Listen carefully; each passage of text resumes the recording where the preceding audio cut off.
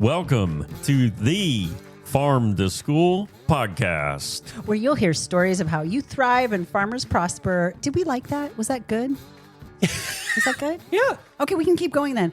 We were just trying to spice it up for y'all because we know we say the same intro every time. And that wasn't me. But while there's we have a guy in studio that has way better voice than me, and I'm going jealous. for the Texas draw, y'all. Yeah. So we are your hosts. I'm Michelle Markison.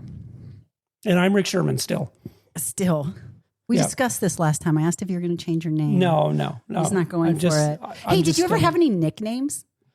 Oh, I think you need one. I mean, the one nickname around here Rick tells us all the time about is that he's a pretty big deal. No, well, that was Michelle that bestowed that honor on me. That's a long story. Back to when I was a food service director and I bumped into this local D-list celebrity in a plane line that actually told that as he was trying to pick up a lady, and he said, "I'm a pretty big deal." And I thought of like the Ron Burgundy. Oh, it's really embarrassing. I'm a real big deal. And she was like, "Well, I've never heard of you." It was so it was like, I don't know. I feel like you're ignoring my real question here, which is like nicknames. Yeah, what'd you got? I had some that I probably can't repeat. Are you in the market? I was Ricky as a little kid. Ricky, but like Ricky Martin.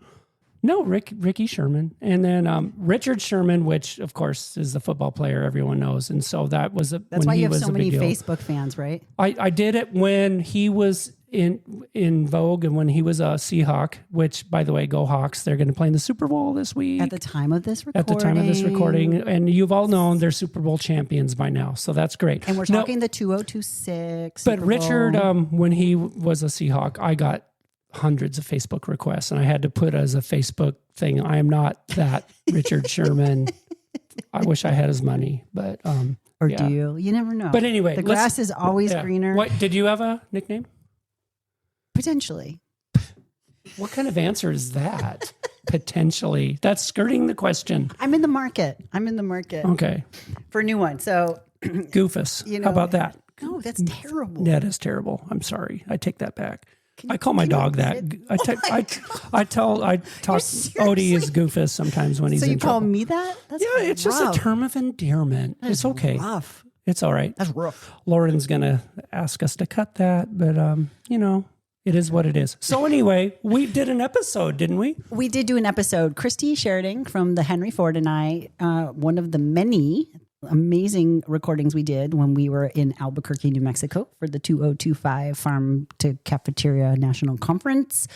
And we are continuing on our theme of seafood in school, boat to school. Just that concept has really been so interesting to me for so many reasons. And, seafood is so healthy, and yet I feel like it's a bellwether kind of food product because, it's a one thing to eat a fruit. Kids will eat fruit. Yeah. Vegetables is the next step. But seafood is something entirely different. And for farm to school, like I've always said, like if you're in a community like Nevada, Eastern Oregon, Eastern Washington, fruits and veggies might not be available. So ranching is farm to school there. Right. And in the coast, boat to school is a big deal. But I remember back 13 years ago when you and I first started. I was just thinking about. Do you remember Bend? Emily Ritchie and Bend School District? And of course I do. Emily used to work for Food Corps. She was a Food Corps fellow, Ritchie, and she worked for Oregon Department of Ag with Michelle at the time. But she came up with this boat to school thing, and we thought, people in Bend, Oregon is Central Oregon in the middle of the high desert. It's about 5 hours from the coast. Yeah. So it's a way. So we thought these kids are not going to like it, but trawlers towed their boats over the mountains, which literally is a mountain pass, and went to the school district. And those fishing men and women met the school kids, and they absolutely loved. I think they did whiting, and then shrimp. That little pink shrimp is like the Oregon pink shrimp is like some of the most sustainable fishery in the world, which is incredible because it came back from the brink of extinction. Not prawns; it's like the little salad shrimp kind of thing. Yeah, you can just.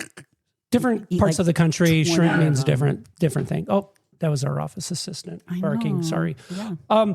But anyway, Okay. But like, I think if they would just throw it on the menu, the kids wouldn't care. But since the trawlers came over and they did the whole education thing, it's like we say, teach kids about where their food comes, and they love this stuff. And they did.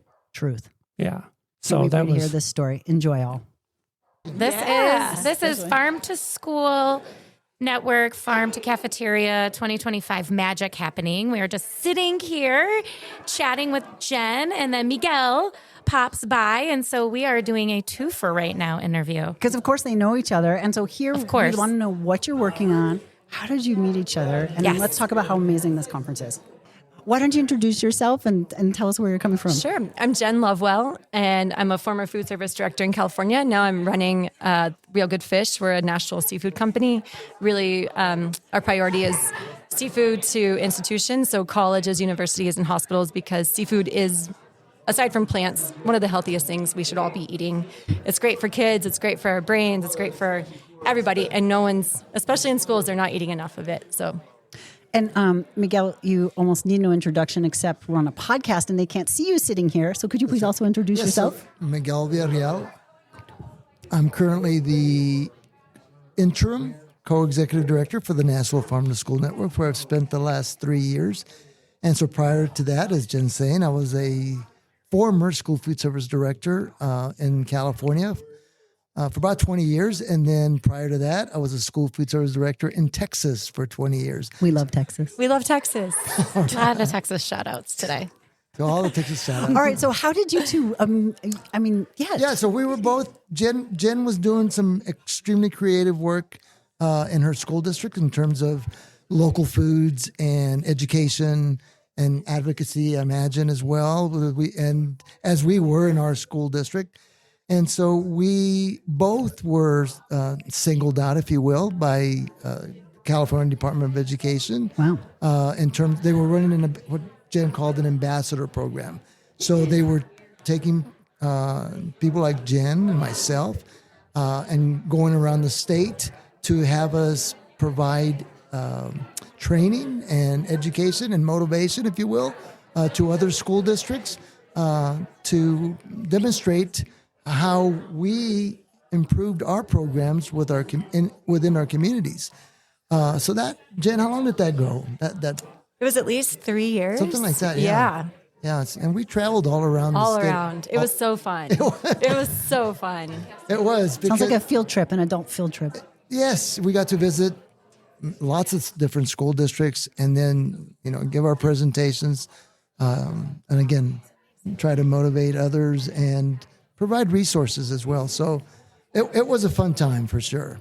And it was these people like Miguel and Rodney who you just always... Are you they were referring to your Rodney Taylor? Yes, Yeah, Rodney okay. Taylor. I gotta say These were your inspirations, and then you were getting to, teach them stuff, and they were like, "Oh, that's such a good idea. I'm going to steal that from my district." So it's just such a good, the camaraderie of people who were so dedicated and passionate about pushing the envelope a little bit higher. And how can we raise the bar? How can we raise that bar? And you're doing that. Okay, let's do this. It was really, really cool to create that cohort. Yeah, and then you probably, as we did, and all of us did, we from that came a lot of site visits.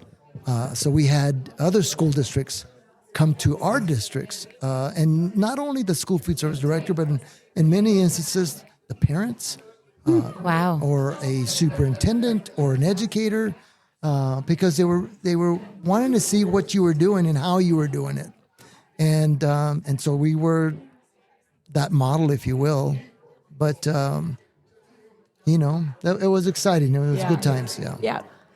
So our keynote speaker today, Ron Finley, talked about telling your story however you want to. Start at the beginning, start at the end. Yes. start in the middle. But Jen, I'm really curious how, what your passion was getting into nutrition services, but then also, what are you doing now? Because you also transitioned out of it. Yeah, so I became a dietitian because I had a health problem in high school that only nutrition could solve. So after a year of doctors and specialists and all these people who were supposed to be able to figure this out, couldn't figure it out. And then I went to someone who specialized in nutrition. It was the first time someone was able to figure out what was going on in my body and how to fix it through food. So that happened to me in high school.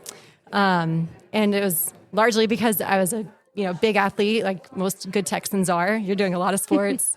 And then in the cafeteria, I would eat like French fries and a Twix bar. That was my lunch.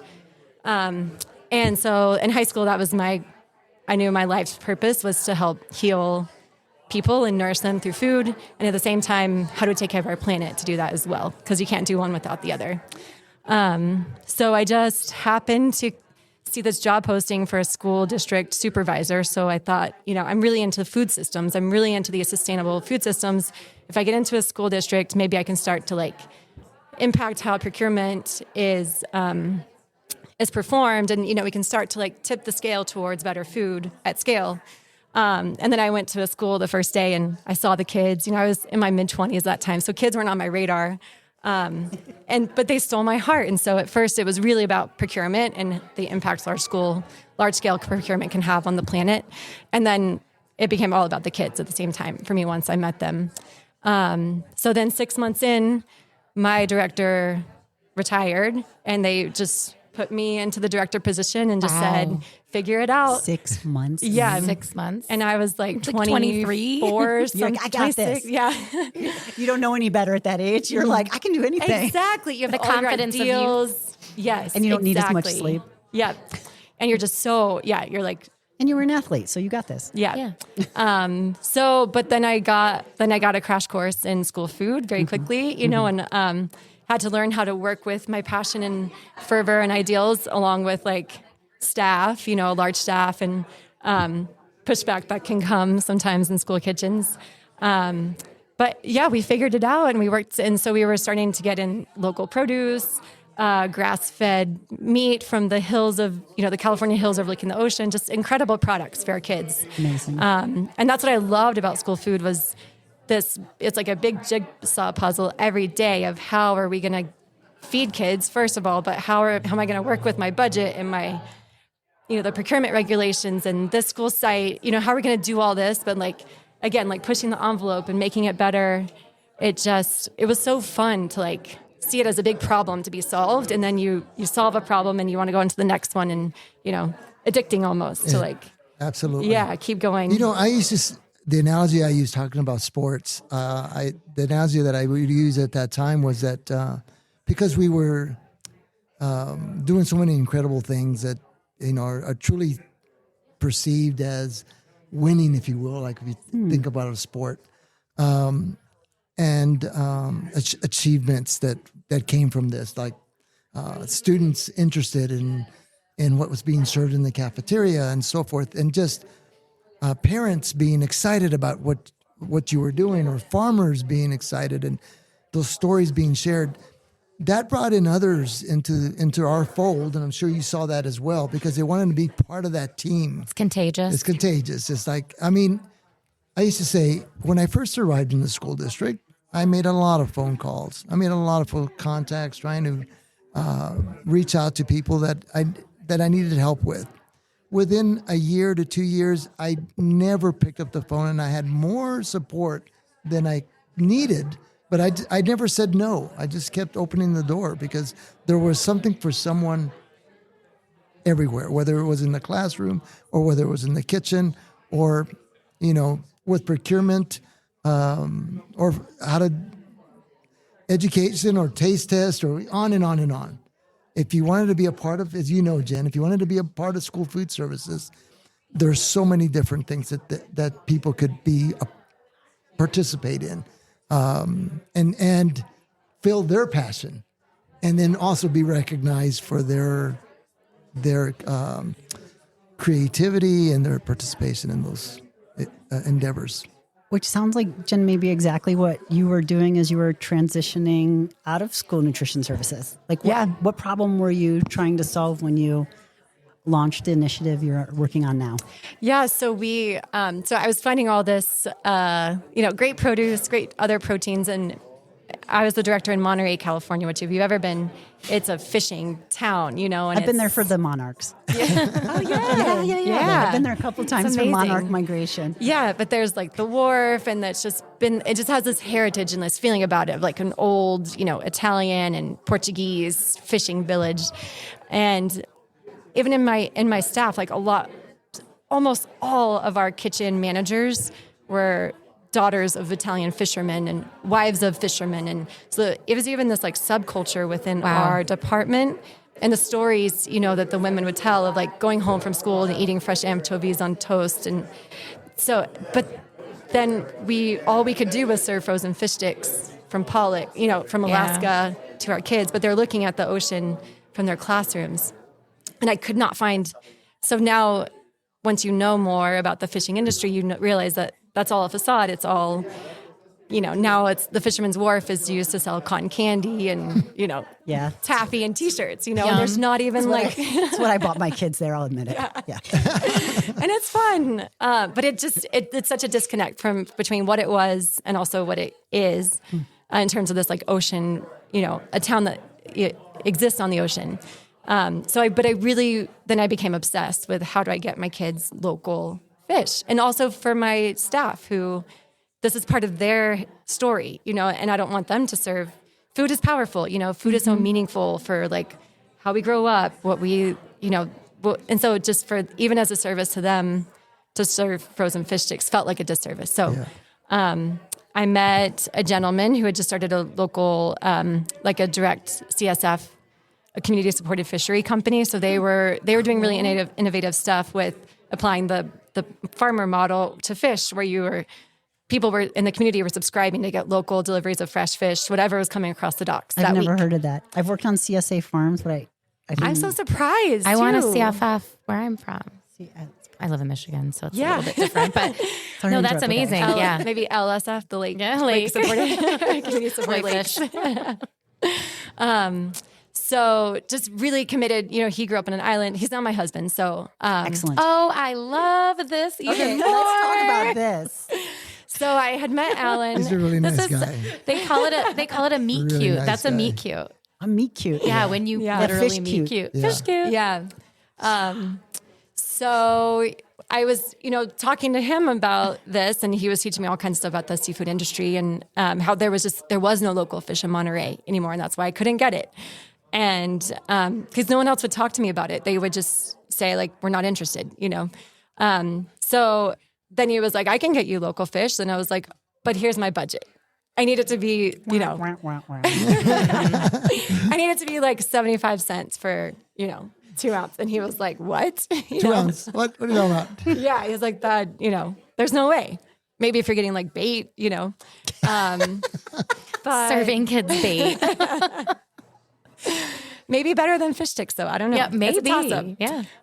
So then he got obsessed too, and then he started talking to local fishermen and found out that there was a species called grenadier, which is caught as a bycatch with black cod, which is a really strong, a really thriving fishery in the Monterey Bay. And the grenadier has no market, so they were tossing it back overboard dead because there's no Wasteful. market. So wasteful. This is brilliant. And it's delicious. It's nutritious. It's just like a white, flaky What's fish. it taste like? It's just like white, delicious fish, Like, I mean, I love that. perfect for kids, Well, Not a really it's not strong- fishy.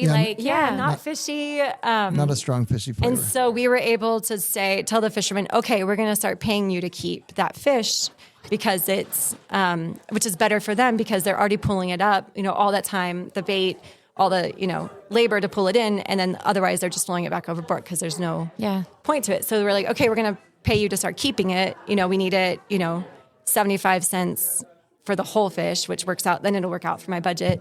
So they were so happy with that to now be paid because they wanted to sell this fish, but there was just no market for it. But then what do you do with it? Yeah. How That's did you kinda make like- it palatable for the students? I'm picturing like it's on a boat. How the heck do you get it? Do you get I it jump to a right dock? into what did you make with it? Yeah. I'm like, can we go through the steps? Michelle wants to take it off the boat. Tartar sauce. But I'm like, well, what are we eating? She's got like the buttercream something going Yeah, on. already, yeah. I want a can fish tell. taco. But like, I seriously, because Miguel, right? Like all the things you've had to figure out around distribution. Yeah. And I mean, we have trouble in schools on just pack size of carrots or apple sizing from, small boys to, I just can't imagine how you managed all these logistics with seafood. Yeah. Well, you have to just start small. I think pilot is like the most beautiful word That's the secret. in the Yeah, in that's like the in the secret. English language. It's just, it breaks down all barriers. So we were just like, and just having the spirit of like, we'll figure it out. Yeah. Let's just try it. Let's not like overcomplicate it. We'll just try it. Yeah. Let's do it. Every story that I hear that's been successful, it's about this pilot program, one meal, one school. Yep. And just really, I mean, Jen, you probably did the same thing as when you really got to that point, you brought the key stakeholders in and said, I want you to see what we're doing with this because you want them to invest in that program. All these, it's like we know we have the roadmap, we know what to do, but sometimes people are trying to make it more difficult than what it is. And I say that because people like Jen will try to find a way and will find a way where others that have been in the system for a long time, it's just overwhelming. It's just one more thing they've got to figure out. And for Jen, it's like, I'm going to solve this problem. And something that she said, I picked up on it earlier, just because I've known her for a long time. And I knew her before she had kids, her own kids. But she said something and I picked up on it, and nobody would ever know this, but she referred to the kids at her school when she was referring to the fish. She goes, I want to sure I feed my kids the healthy food. Now, you might have thought she was talking about her own kids because Jen has now her own children. But, that's another level is, people truly just, Jen talked about earlier, the children really captured her heart, the kids in the school, and they were your kids. Yeah. Yeah. Yeah. And she wanted to make sure that, they did the best for them. So, yeah, I also want to hear more of this story. So keep going. I forgot what step we were on. We were. I want to go back and forth. Miguel, did you serve seafood? No, because we. And say why? Because most schools don't. That's why. What were some barriers? It had nothing to do with the fact that I didn't want to serve seafood. Right. I arrived in a community that's surrounded by over 60 organic farms. When I started working as a school food service director, I inquired, what farms are we buying our food from? That's one of the first questions I asked. We're not buying it from any farms. I said, where are you getting your produce from? From a large distributor. And I said, but you've got all these farms. It's like in the backyard. Yeah, all 60 certified organic farms within a 20 to 25 mile radius. So that was, anyway, so for me. And cattle country. That's answering the question, and cattle country. But that's answering the fish question. That's why I was trying to address, just trying to get some fruits and veggies. Right, starting somewhere. Yeah. So a lot of the schools I've talked with, the barriers are in a form that you can cook, serve, and is acceptable at your price point. So how did you work through all that? Because you've been very successful. Again, we were just like, let's just pilot this. We picked one high school. We worked with the student sustainability club, because it's local sustainable fish. I love that there was a student sustainability club. That is so cool. And they became the advocates. They were promoting it, made posters like local fish tacos this Tuesday. And they did, student announcements, all that. So they were kind of like the promotional part of it. And I went in and, we did a little bit of recipe testing with the kitchen manager, who's one of those daughters of the fishermen. And just, you could see the difference she felt in preparing that food versus something, there was just so much care and attention and pride. She had so much pride in cooking like fresh fish from the Monterey Bay. And what we found is that, we started out with the whole fillet of fish. So we just got the fish full fillets. So head removed, just the side of the fish that you could. Okay. And we just put it on a baking sheet, and then fish cooks so fast. It's ready, within like 6 minutes, it's ready. And it's so flaky. So you don't have to spend all this time like pre-chopping it and dicing it. Okay. It's so flaky. You just, now that it's baked, you take your 2-ounce spoodle. Hopefully you have an audience of food service directors who know what a 2-ounce spoodle is. But that's your portion size. So you could just scoop it up and then put it in your fish tacos. And it was actually so much easier than probably even the spicy chicken sandwich, to have to like wrap it in the paper. And, it was about the same level of effort as making the spicy chicken sandwiches. I feel like a demystified. taco is like meeting them where they're at too, because it's something that they're used to eating, Yeah. right? That's a And good just point. For swapping the protein. For sure, yeah. And starting with high school students is brilliant because at least, well, most high school students, you can reason with them, right? Like they Yes. understand versus, if you're pre-K or kindergarten Yeah. or something. But that's And they're excited Yeah. about like new things and stuff they see, And their outside. palate's a little bit more advanced, so at high school. They're willing to try new things. yeah. And at least that was my experience. Yeah. And we sold out that first day.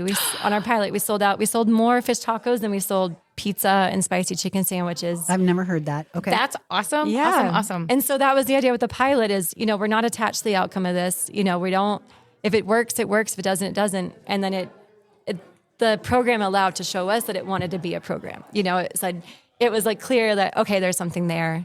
So we can now build on this. But, And you did. So you went from a pilot, you built on it in your own district, and now what are you doing with this amazing So concept? in 2019, Alan and I, we got married in, 2016. And then You should know. Sorry, Miguel. Miguel. Sorry. Was Miguel there? Was Miguel, you remember my timeline, right? I remember the babies. Good priorities. Yeah. So we got married in 2016, and then 2019 we had my first actual kid, not just the kids I was feeding. And then just decided to put all of our efforts into the family business. What could go wrong? Just And the family business is real good fish. Real Good Fish. And now we have really strong presence in California. We sell to universities, hospitals, K through 12 schools up and down the state, and then A beta tray. Beta Tray is our program. Yeah. And Michelle, already figuring it. Like, yeah, I got the name for you. that's the name. Yeah, that's a name. That's really the name. Yeah. Trademark. TM. And then in the last few years, we expanded out to the Chesapeake Bay watershed, the Mid-Atlantic, because they have a wild blue catfish, super invasive problem. So one of my friends that we were ambassadors with, she went out there, Sandy Kerwood. Oh, Sandy. She went out there to run the State Department. You know Sandy? Sandy's amazing. She was one of our fellow ambassadors. So it was me, Miguel, Sandy, and Rodney Taylor. And to start with. Pilar. And Pilar. It's like a rock star group of people Yeah, it was. doing amazing things. Yeah, Clearly. we still are good friends. We all That's stay in so touch cool. with each other. Mhm. Yeah. So Sandy said, come out. Can you help us, come out and start to address the blue catfish program and build a beta tray supply chain and program out here on the East Coast? Well, I know listeners are going to be so excited about that and learning more. So we'll be sure to include all of that information in the show notes. And we really appreciate you both making time out of the conference Thank you. This has been extraordinary. Thanks for Miguel. letting us tell our story. You all have done a great job of this conference. Yeah, it took a lot of effort. As you know, we're not in the best of times in our country, but difficult for people to get here, and so what makes it even more makes it more appealing, if you will, and rewarding is the fact that people found a way. Mm-hmm. They found a way to get here, and I've heard so many different stories of how they managed that.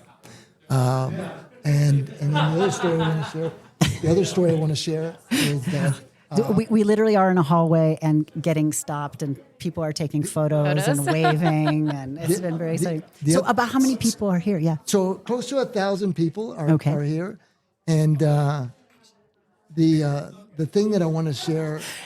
Erin Kroom is taking our photos, and she has episode number 27. I made that up, but you can check out Small Bites. But close to 1,000 people. That found a way to get to Albuquerque. Yes, and I was going to say Diane Harris. One of the things. Do you know Diane Harris? Of course. Yes. So Diane Harris, who was on our board of the National Farm to School Network a few years back, I think she put it best. Honestly, she said, I thought I could stay home, or I can come get some therapy. By being in the room with all these people. And so that's what, that was my first experience when I went to one of these conferences. Not so much, therapeutic, but just the fact that we were in the room with the people that were like-minded, that we're innovative, creative, and resourceful, and caring and passionate, all the things that we want others to aspire to be. And so and that energy just continues to, draw. The passion is palpable here, I think. Absolutely. For sure. Everyone's happy, everyone's smiling. We're sitting in a hallway and there's not like a sad face walking by. They're all hugs and kisses and photos and all the things. And like, it's just such good energy to be around. Absolutely. Yeah, that's a very good point. And Jen, I used to have people, you probably had the same thing. When people came to our school districts, they'd say, from other states, what I've noticed is that the children are all smiling and laughing. Mm-hmm. And so, it just goes back to what Jim was saying earlier, that food, that impact on not only on physical health, but mental health, environment, and so on and so forth. It really, I said it earlier, if food is power, and it has the power to change lives. Mm-hmm. I actually found the better food we started serving, the more calm and polite kids were in line. So I didn't study it, I didn't bring out like a research. Well, you observed it, so I that's like a observed study. And it was like the days we had just packaged stuff, it was like they were more rowdy, just the energy was different. But the days we served a beautiful plate of local food, local produce, and really put. I think what food you feed people sends them messages, and I think they were picking up on the message that we were sending through food, that they were loved and cared for, and someone took the time for them. And I think someone made us food that is ready now. That on we that can all, note, I'm starving. There is food for us. Yeah, let's go. You want to? Let's go. We grab got a bites. reception. All right. Well, thank you for inviting me and to join you, Jen. I appreciate Thank you, Jennifer. your kindness and having me join this podcast. It was an honor, honestly, to listen to your story. Thanks for doing this. And thanks, Michelle. Thanks for getting these stories out there. Bye. Thanks, everyone, so much for listening today. And Christy Sheridan from the Henry Ford, thank you so much for being our special guest co-host. And Miguel, for just popping in, walking down the hall at the conference and making time to interview with Jen. It really helped add a lot. Yeah, and if you want to hear more of Miguel, you search for him. We did an episode with him a year or two ago. So anyway, thanks again, Miguel. Farm to School was written, directed, and produced by Rick Sherman and Michelle Markiston with production support from Leanne Locker and Lauren Toby of Oregon State University. This podcast was made possible in part by a grant from the United States Department of Agriculture. The content and ideas of the Farm to School podcast do not necessarily reflect the opinions of Oregon State University or the United States Department of Agriculture. USDA and OSU are equal opportunity providers and employers. I'm getting good at saying that faster. You are. I was know. thinking I could go into like those auctioneers. I don't